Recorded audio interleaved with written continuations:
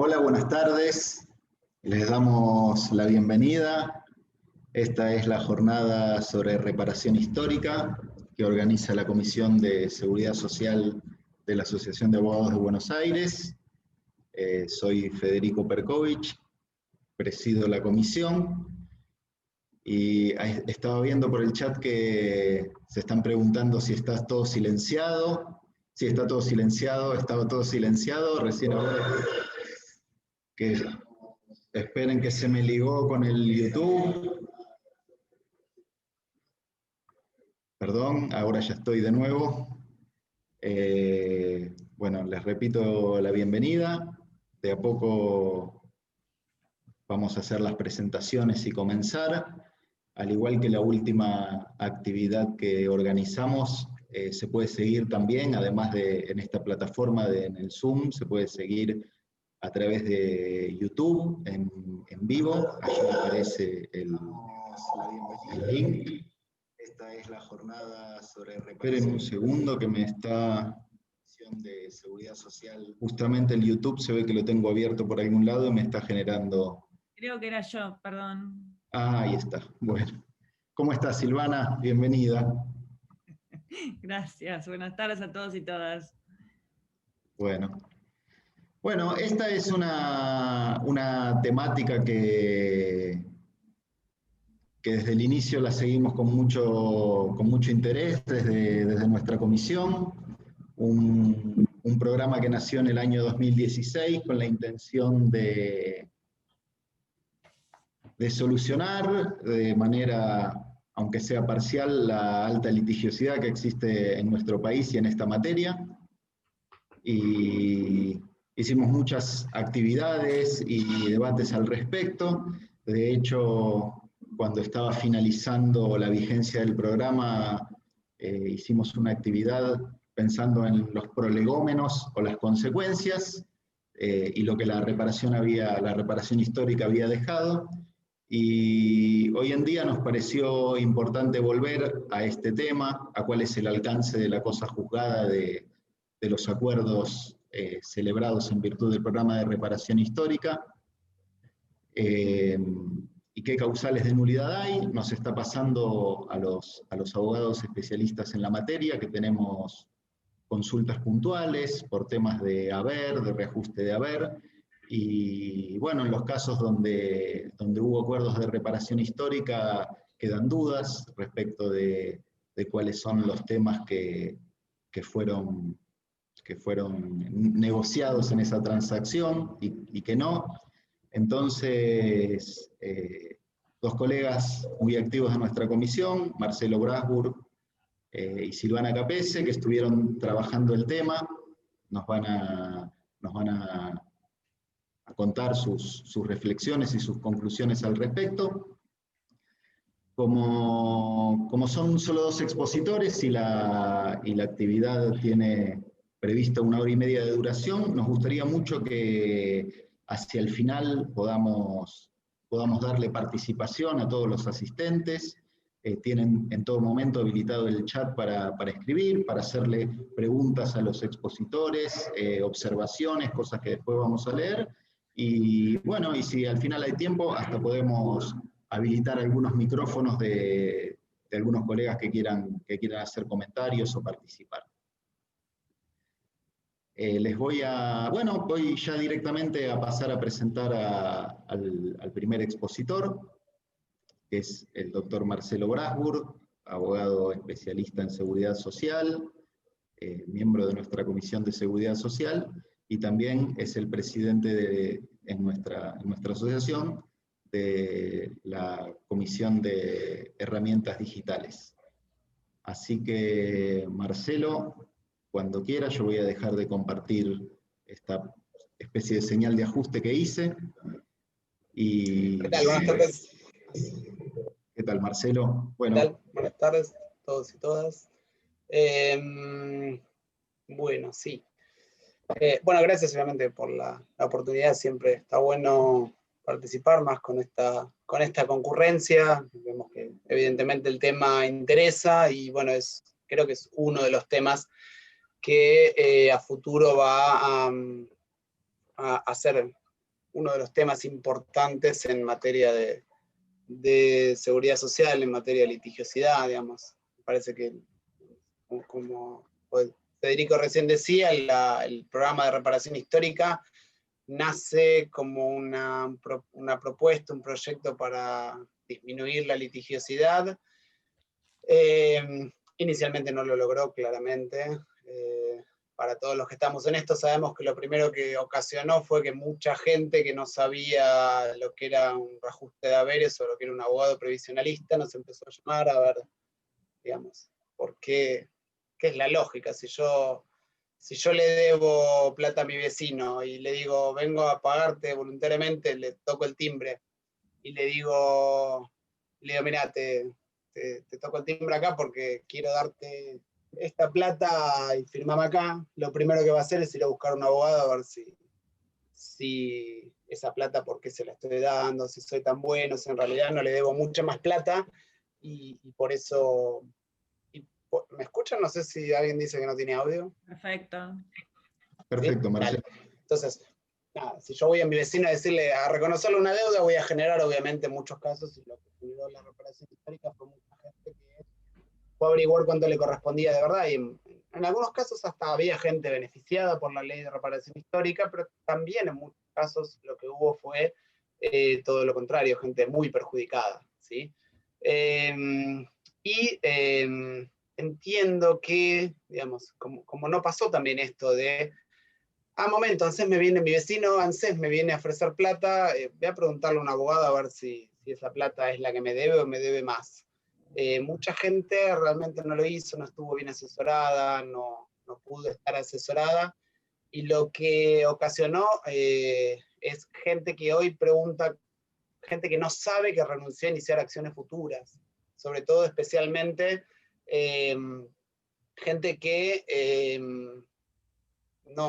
mucha gente que dice, cuando cambió la movilidad, cuando después se suspendió la movilidad jubilatoria, que dijo, cuando uno viene a reclamar, le dice, pero mirá que firmaste la reparación histórica, o sea que renunciaste, y no tienen la menor idea que realmente que habían renunciado a un derecho constitucional. ¿Sí? Yo de mi parte puedo dar, esto un poco lo va a hablar después Silvana, de mi parte puedo dar fe de que los que firmaron, muy clarito les dije, mirá que en el futuro no podés iniciar ningún tipo de reclamo. ¿Sí? Pero hubo, como les va a comentar Silvana, esta gente asesorada por el mismo Estado, que estaba de los dos lados del mostrador, diciendo, vení, firmá y después yo te asesoro. ¿Sí? Entonces, pasó eso. Con lo cual, nada, creo que podría haber una nueva ola de litigiosidad generada a partir de gente que firmó la reparación histórica, y además, sobre todo, pensando en gente que firmó la reparación histórica, pensando en un mecanismo que les iba a asegurar después la movilidad de la ley 26417, que tenía una movilidad automática, no un mecanismo donde el día de mañana me cambien la movilidad de la 26417 por la 27426, cortándome ese famoso cuatrimestre en el medio, ese semestre en el medio que se corta y que se empalma mal una movilidad con la otra, y menos una movilidad suspendida que se fijó por 2,3% en marzo y un 6,12% ahora en junio, y se habla de un 7% en septiembre, cuando los índices dan mucho más altos. ¿Sí? Acá hubo un cambio de las condiciones de juego a la mitad del juego, lo cual ocasiona que puede haber nuevos reclamos. ¿Sí? Entonces, vamos a ver... no.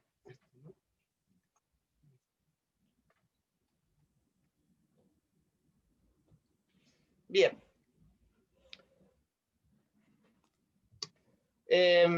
Brevemente, ¿qué incluía el acuerdo de reparación histórica? Era una propuesta de reajuste del haber, un poco eso lo va a contar más Silvana, una propuesta en base al reajuste del haber, ¿sí? Que excluía la actualización de la PBU, que es una cuestión bastante cuestionada, digamos. Si a mí me vienen a preguntar, una persona que, pongámosle para no complicarla, cesada digamos, hasta la 27426 o durante el decreto 807, me viene a ver y me dice, ¿qué perspectivas hay? Quédese tranquilo que lo ganamos, y el juicio. sea, tenemos toda la jurisprudencia a favor. Ahora, si me preguntan, ¿me van a reajustar la PBU? No lo sé. O sea, va a depender de qué juzgado toque, qué sala toque. Es un criterio no universal.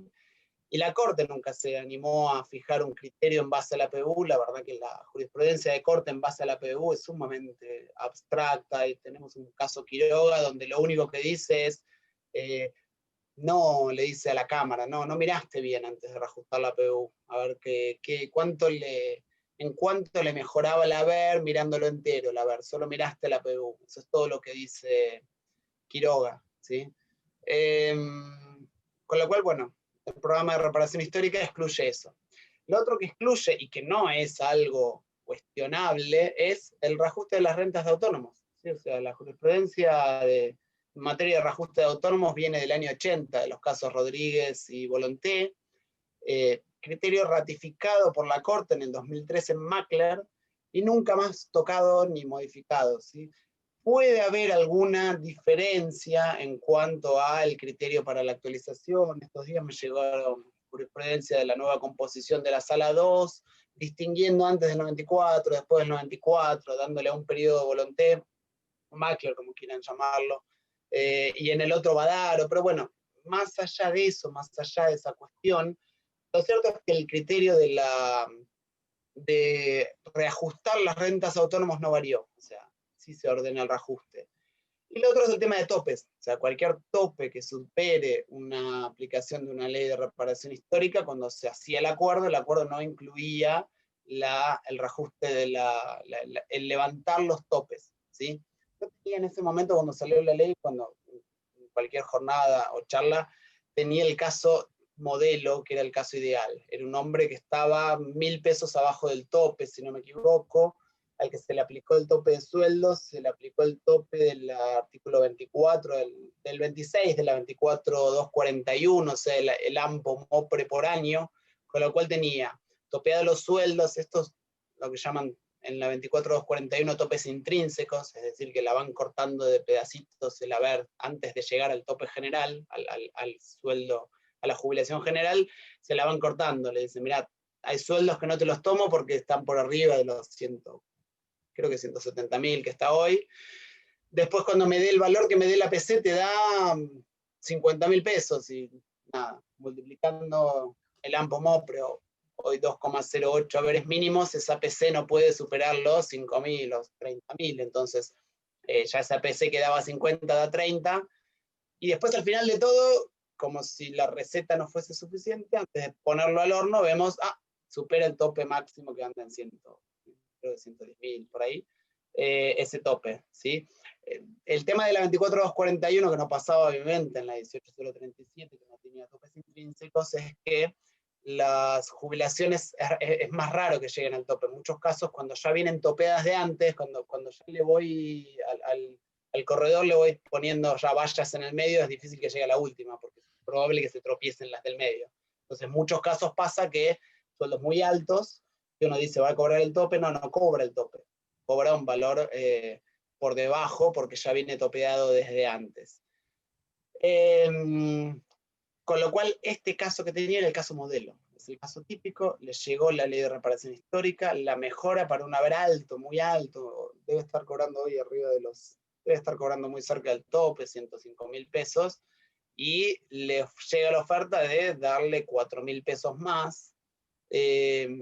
No me preguntó, venía de otra abogada, la otra abogada le pasó mi quit, aceptó la reparación histórica, me vinculó a mí como abogado, pidió que me llegó un mail a mí de alguien que no conocía diciendo que esta persona lo designa como abogado y le pide que firme la reparación histórica.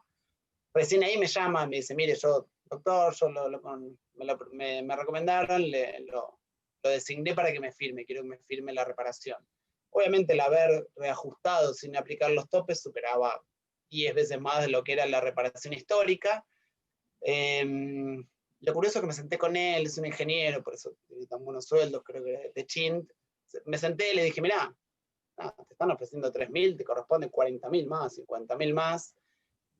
Y me dijo, lo voy a pensar. Eso es lo que me llamó la atención. La verdad que después lo pensé y dijo, no, la verdad que a mí 3.000 pesos no me cambian la vida, encima sigo trabajando, así que no necesito. Con lo cual, ese es un típico caso que lo hubiese agarrado una defensoría pública, como va a comentar Silvano, lo hubiese agarrado cualquier otro abogado que lo miraba y decía, bueno, listo, ya está, ya firmaste, vamos a ANSES, firmamos, y se quedaba con un haber 10 veces menor de lo que le correspondía, ¿sí?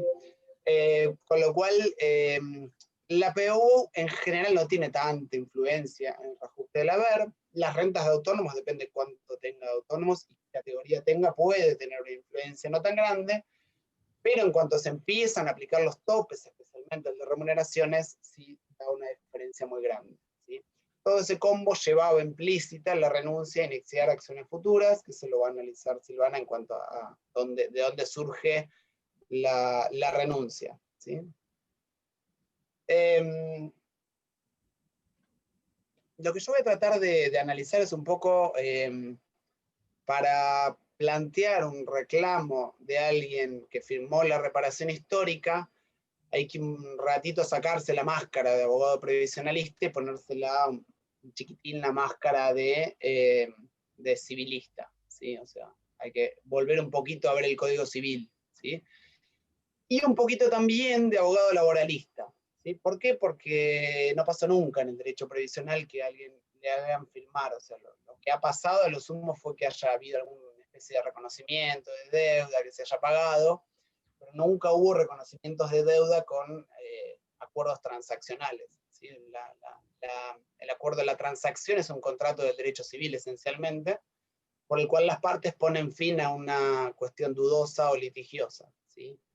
Si antes del 2016 nos decían alguna vez por una conciliación, una transacción con ANSES, la respuesta es no, porque el Estado no puede conciliar, porque el Estado tiene prohibido conciliar, porque los abogados del Estado están obligados a llevar el caso hasta la corte, ¿no? Digamos, el abogado del Estado tiene que pedir permiso para no apelar, por eso lo más fácil es apelar, porque desde que pide el permiso y da toda la vuelta es mucho más fácil no apelar. Y por eso en seguridad social no hay audiencias del 360, más allá de que algún juzgado del interior, federal del interior, las hace las audiencias del 360, la verdad que la naturaleza del 360 es una audiencia de conciliación y el Estado no puede conciliar.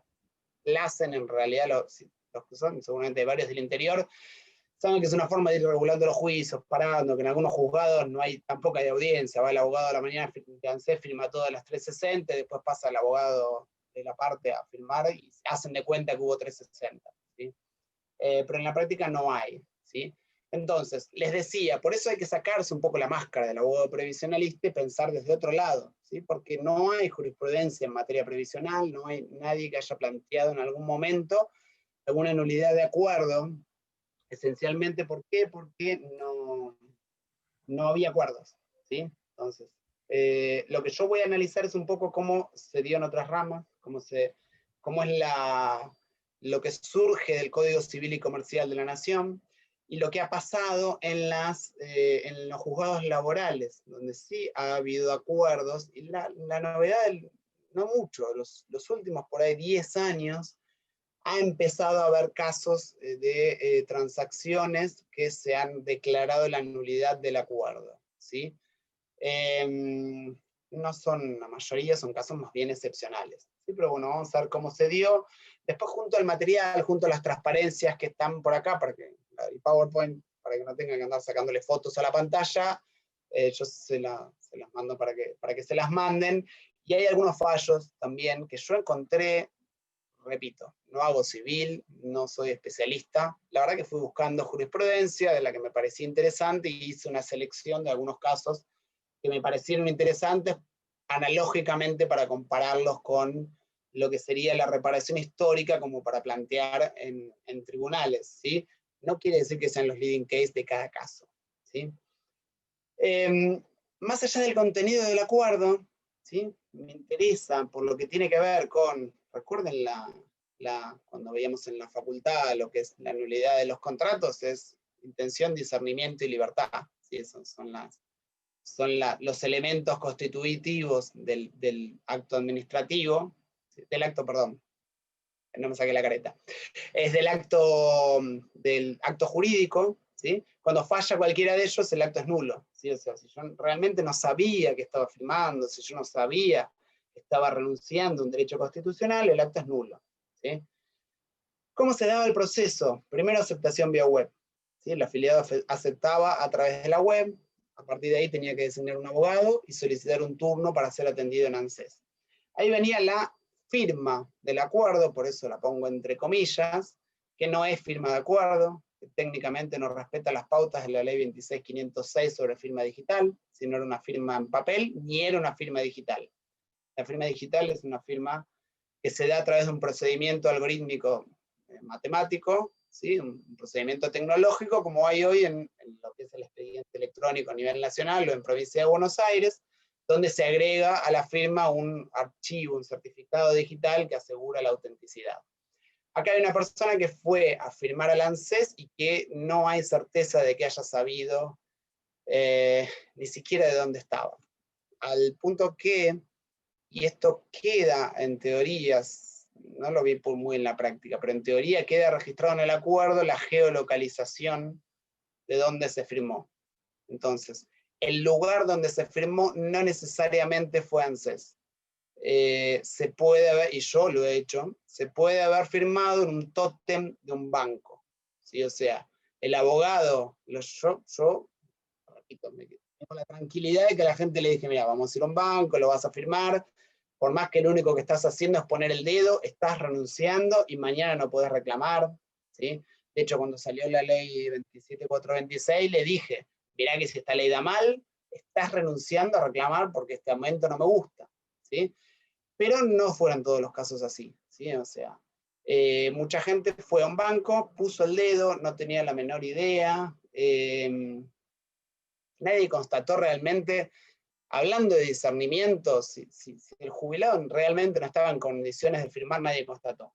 A lo sumo, si tenía dificultades para mover la mano, le acercaron, y lo he visto, le acercaron la mano, el dedo, al lector de huella digital, ¿sí? Con lo cual, ese es, digamos, me imagino, somos casi todos provisionalistas, se lo cuentan esto a un civilista y se desmaya.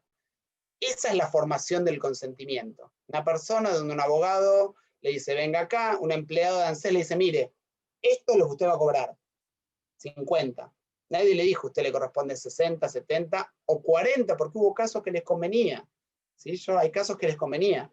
Ahora, nadie le dijo, ¿usted está seguro de lo que está firmando? ¿Usted sabe que a partir de este momento no puede iniciar nuevo juicio, que usted está renunciando? No. Esa es la formación del consentimiento. Una cosa inaceptable para cualquier abogado civilista, ¿sí? que sepa de lo que es la formación del consentimiento. Después viene la ratificación del acuerdo, ¿sí? O sea, un acuerdo de alimentos, un acuerdo laboral, ¿sí? En general se ratifica en primera audiencia, ¿sí? O sea, en general los acuerdos de alimentos o se firman ante un mediador o se firman en privado y después se presentan para la homologación judicial, pero siempre con ratificación en primera audiencia, ¿sí? O sea, en una audiencia donde el juez le diga, usted está firmando esto, o el secretario, lo sumo, está firmando esto, está de acuerdo, no está de acuerdo, ¿sí?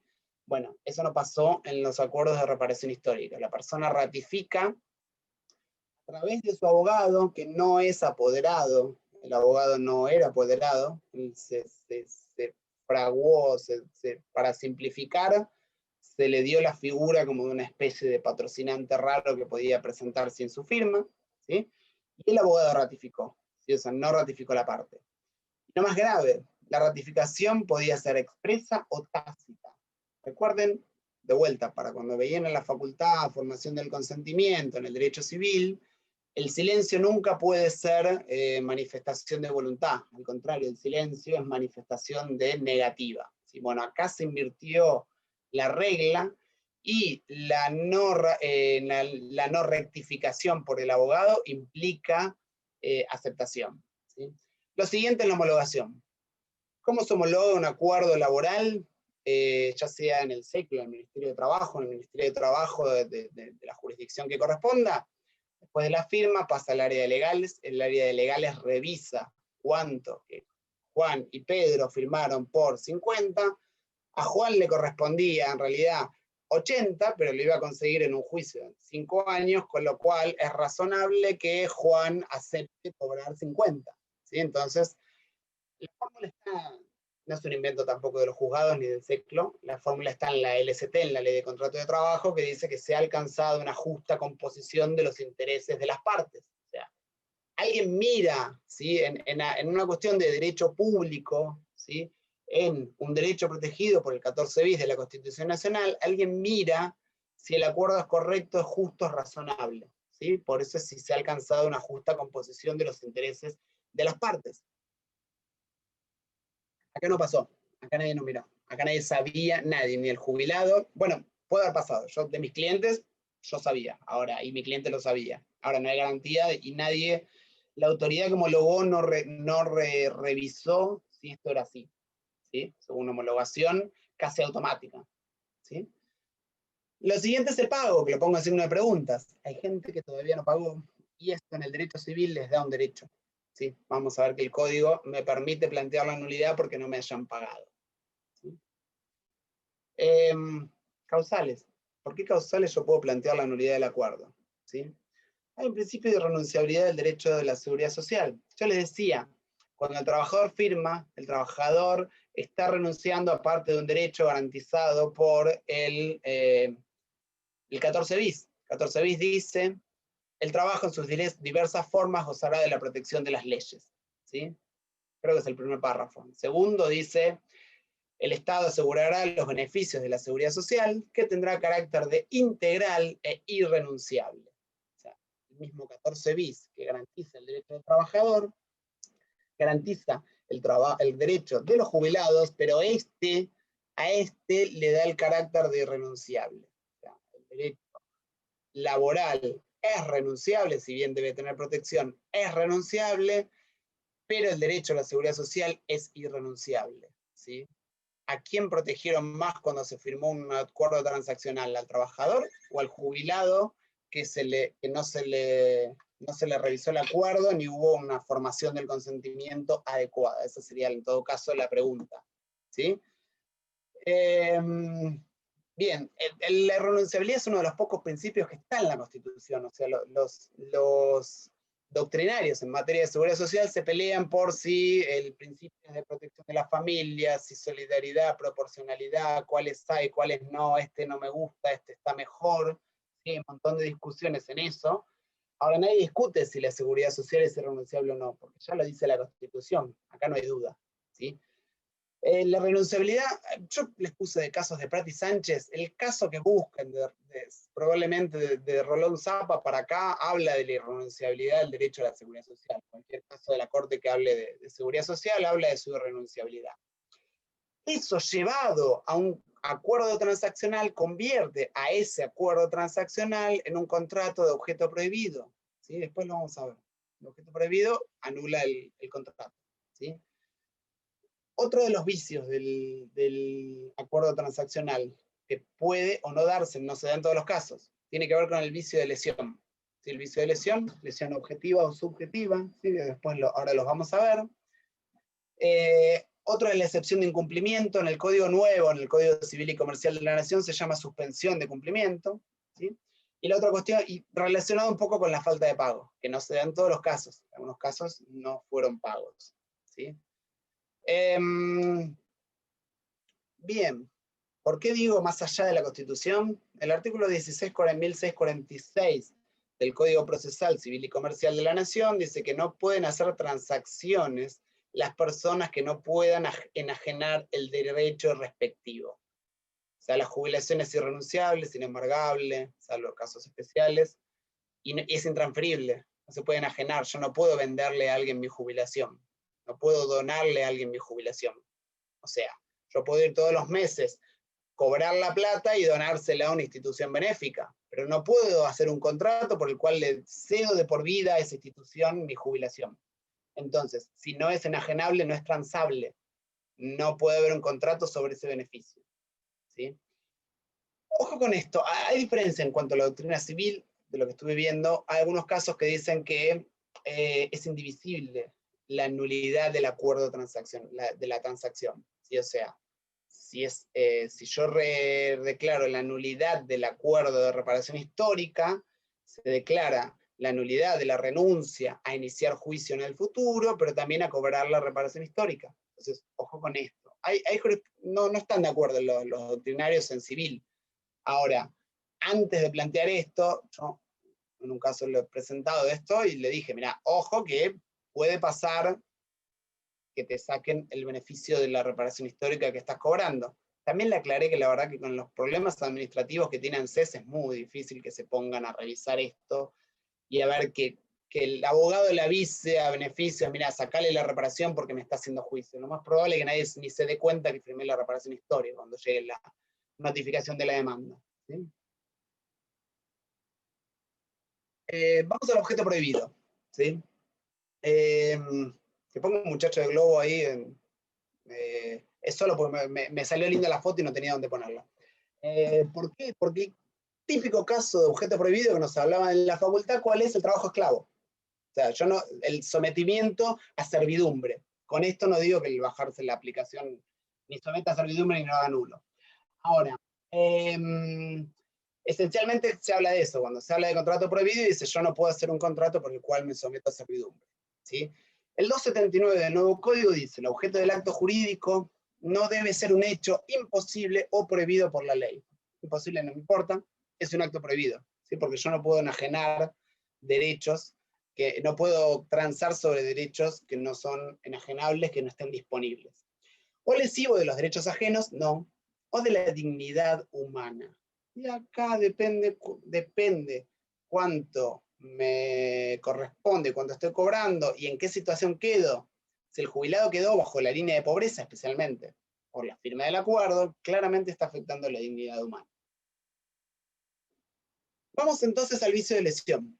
¿Sí? El vicio de lesión en el nuevo código está en el 1641, que dice que perdón, ahí es el que habla de la transacción.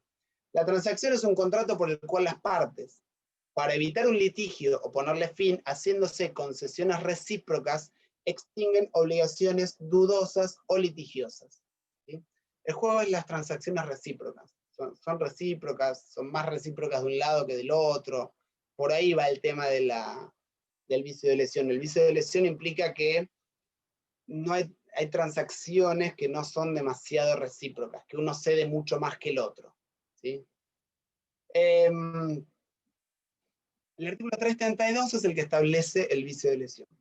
Dice que se da cuando una de las partes, explotando la necesidad, debilidad psíquica o inexperiencia de la otra, obtuviera por medio de ellas una ventaja patrimonial evidentemente desproporcionada y sin justificación.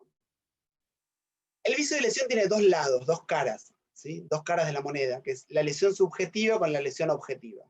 La más fácil es la lesión objetiva.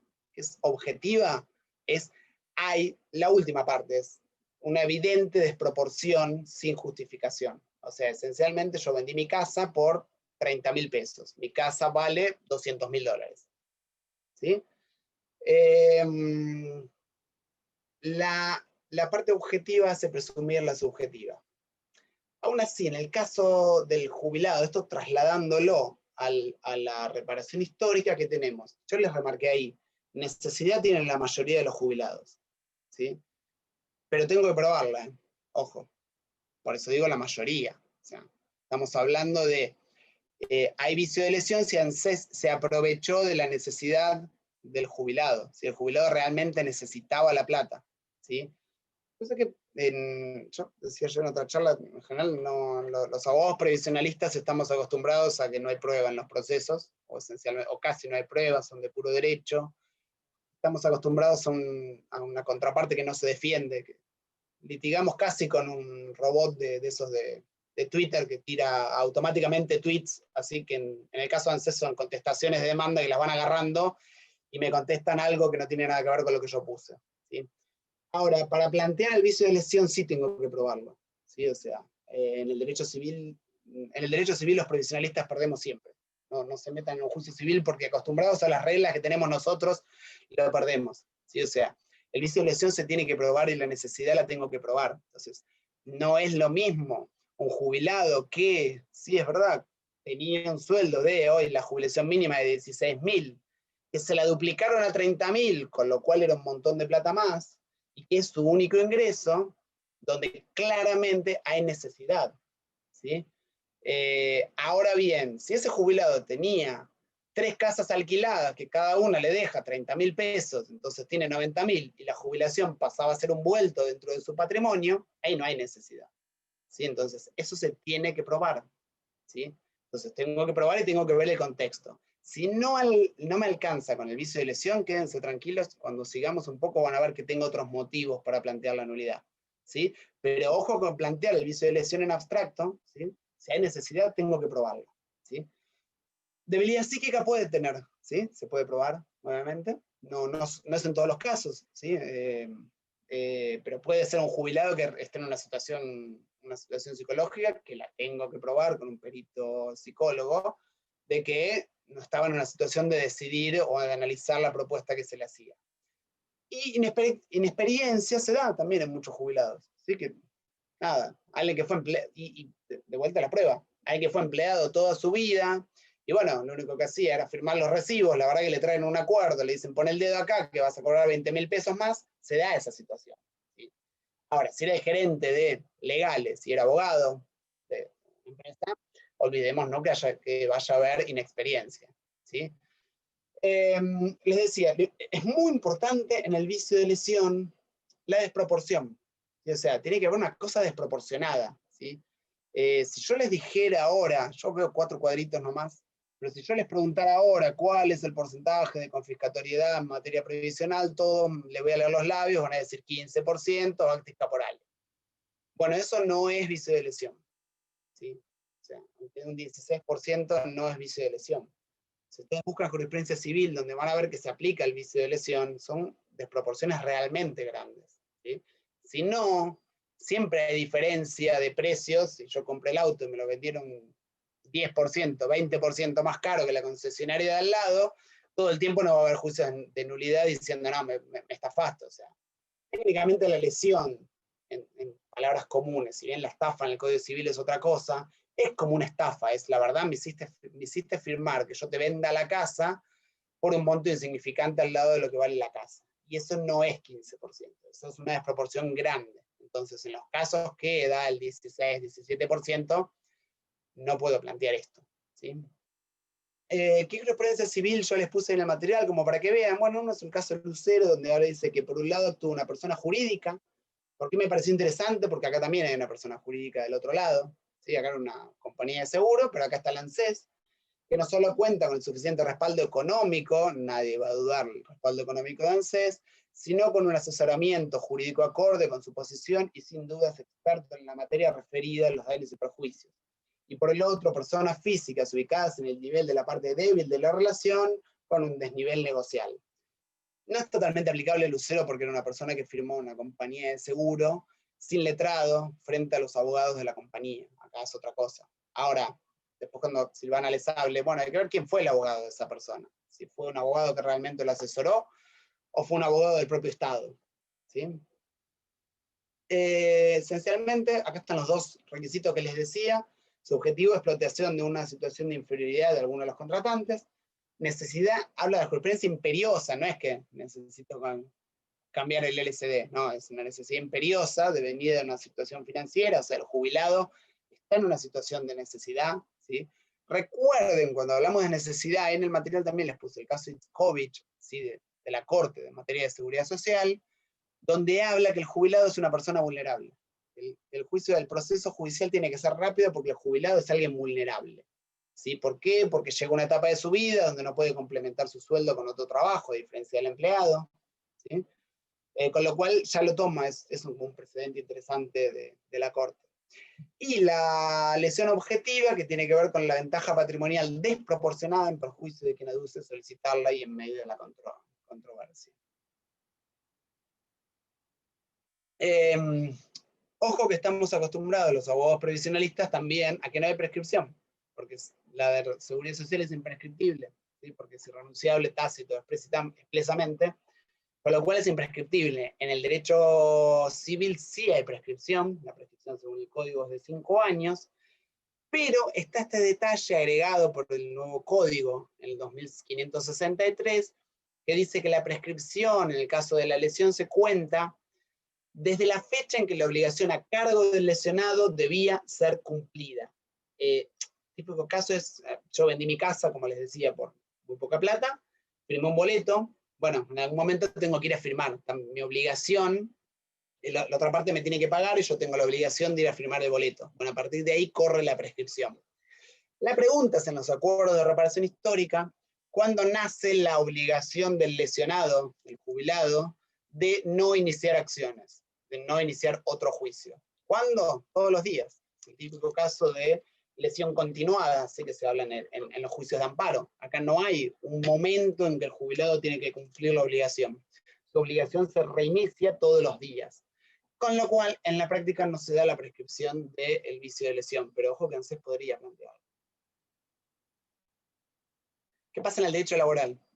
En algunos de los casos, hubo varios casos donde se declaró la nulidad de un mutuo acuerdo. Dice que la jurisprudencia, el caso de que se los puse, dice, preguntó qué clase de negociación es aquella por la que se pactan 4.680 cuando le hubiese correspondido 7 veces más.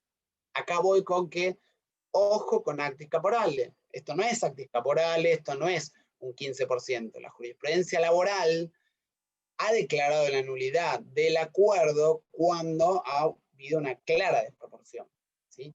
Tengan en cuenta que el acuerdo de reparación histórica no se firmó en un juicio laboral, no se firmó, ante el Ministerio de Trabajo como el juicio laboral. Ahora, el acuerdo celebrado ante el Ministerio de Trabajo tiene efectos de cosa juzgada en la justicia. De hecho, la jurisprudencia que yo les estoy mencionando, todas son en base a una excepción de cosa juzgada. O sea, el demandado se defiende diciendo hay cosa juzgada. Después Silvana les va a hablar de la cosa juzgada, ¿sí? Pero a los efectos prácticos lo que digo, da lo mismo que la cosa juzgada se dé en sede administrativa o en judicial, porque la cosa juzgada de laboral tiene efectos en el ámbito judicial, ¿sí? Después dice que cuando negocia las condiciones de su contrato, así como las modificaciones del mismo, el trabajador solo adhiere a los términos impuestos por el empleador, ¿sí? Acá también hay un contrato de adhesión. El jubilado firmó, hubo mucha menos posibilidad de negociación que en el ámbito laboral, ¿sí? O sea, nadie fue a sentarse con ANSES a discutir cuánto le iba a pagar de reparación histórica, ¿sí? En otro caso menciona que si bien es cierto que un acuerdo celebrado y homologado en sede administrativa, acá está, produce los efectos de la cosa juzgada en un posterior reclamo judicial, el trabajador puede impugnarlo adecuado si demuestra en el caso la existencia de vicios de la voluntad. ¿Sí? Vicios de la voluntad, vicio de lesión, por ejemplo, falta de conocimiento, falta de discernimiento, ¿sí? Lo que está abajo es típico en los acuerdos laborales. Lo que pasó en general es que no tuvo un debido patrocinio. O sea, lo representó un abogado de la empresa, ¿sí? Que no necesariamente, la práctica no se da en el caso de los acuerdos de reparación histórica, ¿sí? Que lo haya representado el abogado de ANSES. Ahora yo pregunto, si el que lo representó fue un abogado que firmó un convenio con el ANSES, como muchos abogados, para representar y para firmar acuerdos, y cuyos honorarios fueron a cargo de ANSES. ¿Estamos tan lejos de decir que el abogado lo puso ANSES? Porque ANSES me hizo toda una campaña para que yo firme, campaña publicitaria por todos lados, la famosa del peluquero, que le decía, mi peluquero me hizo la reparación histórica, y después del peluquero que viene, entro a la página de ANSES, busca Brasburg, lo llamo Brasburg, yo no estaba, pero no estoy en el listado. Pero si Brasburg estaba en el listado, lo llaman a Brasburg dice, ¿cómo no? Venga, que ponemos el dedo, es un ratito, usted pone el dedo y ya está, ¿sí? Con lo cual, hasta cierto punto puede ser equiparable, ¿sí? La situación. En Cortesi la Cámara dice que descarta que haya podido considerarse válidamente que el referido acuerdo haya importado lo que les decía antes, que está en la LST, una justa composición de los intereses de las partes. Acá nadie comparó. Si no hay justa composición, esto si bien está en la ley, la verdad que es un criterio bastante lógico el de analizar si hubo una justa composición de los intereses de las partes. Lo último que yo puedo plantear para reclamar la nulidad y con menos requisitos que el vicio de lesión es la excepción de incumplimiento o en el nuevo código suspensión de incumplimiento. ¿Sí? Esto en latín era el exceptio non ad impleti contractus, que significa, la traducción es, yo no cumplo porque vos no cumplís. ¿Sí? El típico caso, llevé el auto a arreglar, me dijo son 5.000 pesos, si no le pago los 5.000 pesos, no me devuelve el auto. ¿Sí? O sea, sí, hasta que vos no cumplas, yo no cumplo. ¿Sí? Esa es la idea. El artículo 1031 dice que una de las partes podrá suspender el cumplimiento de la obligación, es una suspensión transitoria, pero vamos a ver que en la reparación histórica se convierte en definitiva. Puede suspender el cumplimiento hasta que la otra ofrezca cumplir, ¿sí? La suspensión puede ser reducida judicialmente como acción o como excepción. Muchos preguntaban, ¿y cómo lo planteo? Yo plantearía un juicio de reajuste común, diciendo en la misma acción, no cumplo lo que me está pidiendo ANSES, que es no iniciar juicio porque ANSES está incumpliendo su parte del acuerdo. ¿Cuál es la parte del acuerdo que no está incumpliendo? Sacando los casos que no están pagados, que claramente, si ANSES no me pagó todavía después de 2 años la reparación histórica, 4 años, obviamente olvidémonos. Lo que pasa es que eso se acaba cuando ANSES me deposita la plata, ya no hay más incumplimiento y ya no hay más suspensión, ¿sí? Ahora bien, también se da la excepción de incumplimiento en todo el resto de los casos. ¿Por qué? Porque todos los acuerdos tienen esa fórmula que después Silvana les va a contar de dónde viene, cómo, en base a qué normativa surge, que es que en cuanto al reajuste del haber se va a aplicar bueno, el índice salarial de Badal, qué sé yo, y desde el 1 de enero de 2007 los aumentos generales y las movilidades dispuestas en la ley 26.417. O sea que ANSES se comprometió a respetarme la movilidad de la ley 26.417. Primero la suspendió con la derogó con la 27.426, que trae otro mecanismo de ajuste, que trae un empalme sumamente cuestionable. Y segundo, me la suspendió ahora por el plazo de un año, primero por decisión legislativa y después por prórroga del Ejecutivo, me suspendió esa ley. Con lo cual, les decía, la suspensión es provisoria. ¿Hasta cuándo? Hasta que ANSES vuelva a la 26.417. Y no solo eso, que me pague, me compense el haber que no cobré de la 26.417 hasta el día de hoy. O sea, que no alcanza con que en diciembre digan, bueno, volvemos a la 26.417. Me la vas a aplicar sobre un haber que ya viene atrasado, que viene, no importa si atrasado o no, que no viene con esa movilidad. Entonces, ¿por qué digo que esta suspensión, que es transitoria, en ANSES se convierte en definitiva? Porque ANSES no lo va a cumplir nunca. Entonces yo tranquilamente puedo plantear, mira, hasta que vos no vuelvas a la 26.417 y me readecúes el haber con todas las movilidades que me corresponden desde el 2018, desde marzo de 2018 hasta hoy, yo no cumplo con mi parte de no iniciar juicio, ¿sí? Conclusión, tenemos la irrenunciabilidad, que es un principio constitucional, pero además convierte al objeto en objeto prohibido, lo cual lo convierte en un acto nulo. La lesión objetiva, ¿sí? Que tiene más requisitos, tiene una desproporción que tiene que ser más grande que el 15%, pero además, ojo, que tiene prescripción, pero que en realidad, como yo les decía, la prescripción no se aplica, ¿sí? Porque además, esto combinado con lo que es la jurisprudencia laboral de la falta de justa composición de los intereses de las partes. Y la última que veíamos recién, la suspensión de cumplimiento, que me permite siempre plantear, a menos que ANSES me retrotraiga el haber a la 26.417, y especialmente si no me está pagando lo que me corresponde, ¿sí? Con esto entonces terminamos y le cedo la palabra a Silvana. Bueno, muchas gracias Marcelo, felicitaciones por la excelente exposición. Si les parece bien, antes de presentar a Silvana, aprovechamos que son solo 2 expositores y hacemos un intervalo de unos 5 minutos. Bueno, ya que estamos en horario... Sí, está bien, hacemos 5 minutos. O sea que 5 menos 5, 16:55, retomamos. Aprovecho que ahora tengo un poco más de audiencia que al principio, porque algunos entraron un poco más tarde, para contarles que nuestra Comisión de Seguridad Social funciona en el ámbito de la Asociación de Abogados de Buenos Aires hace más de 30 años.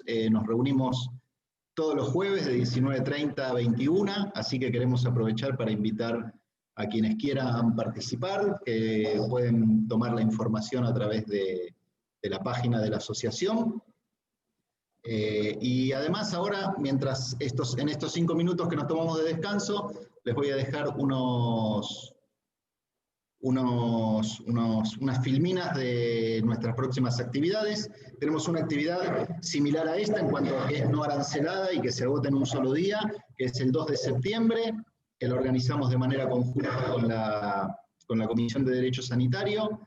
se llama Salud, Discapacidad y Seguridad Social, y exponen un colega de nuestra comisión, Damián Alegre, y 2 colegas de la Comisión de Derecho Sanitario. Ahí les voy a dejar los temas, me parece que es muy interesante. Como se aprobó ayer, todavía no está disponible la inscripción en la página, pero ya va a estar en las próximas horas.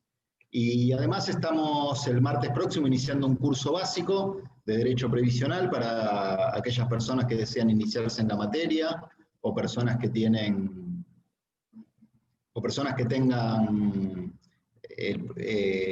interés de formarse en la materia. Así que los dejamos y volvemos 16:55.